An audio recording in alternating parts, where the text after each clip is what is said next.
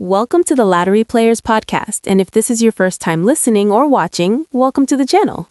On this show, we focus less on luck and more on understanding how the game actually works. If you've ever opened the L Numeris Lottery Strategies dashboard, seen grids, patterns, or stats, and thought, this looks powerful, but I don't really know what I'm looking at, this episode is for you. Joining us for the first time on the Lottery Players podcast is lottery strategist Tim Wins, pronounced Wins. Glad to have you on. Glad to be here. Most players rely on birthdays, repeats, or gut feelings. What L Numeris Lottery Strategies does is replace guessing with structure. The generators don't tell you what to play. They show you how the game itself is built, so you can make smarter decisions. Let's start with something players see right away in quick stats, pattern. You'll see things like 111 or 21. What does that mean in plain English? Pattern is just the shape of your numbers. If all 3 digits are different, that's a 111 pattern. If 2 digits repeat, that's a 21 pattern. Why it matters is coverage.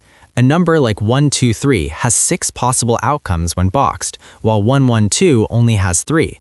Same cost, fewer chances. The generators make that visible instantly. So when players see permutations, that's really just how many ways a number can land? Exactly. Permutation is just a math word for order. The tools show you whether a number actually gives you enough coverage to be worth playing. Now this is where things usually get misunderstood. Frequency versus probability. Just because a number shows up often doesn't mean it's due, right? Right. Every draw is random, but what frequency does is show player behavior and blind spots. A lot of people only play numbers 1 through 31 because of birthdays. Quick question for everyone listening. Comment below if you've ever played your birthday numbers and later realized you might have missed out on higher numbers like 61. Yeah, and that comment section usually tells the whole story. Once players see how often higher numbers actually hit, it changes how they think about their picks. Another tool that throws people off is mirror numbers, the grid that pairs numbers by adding 5. What's the purpose there? It's organization, not prediction.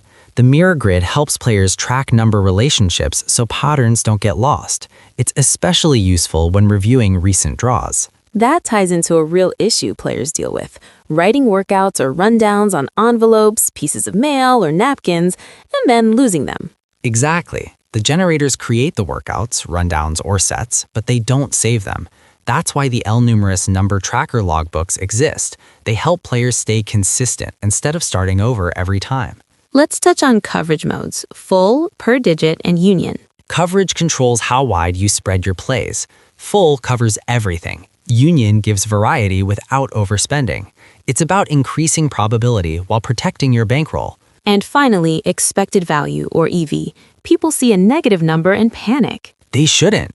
EV just tells the truth. The lottery favors the house.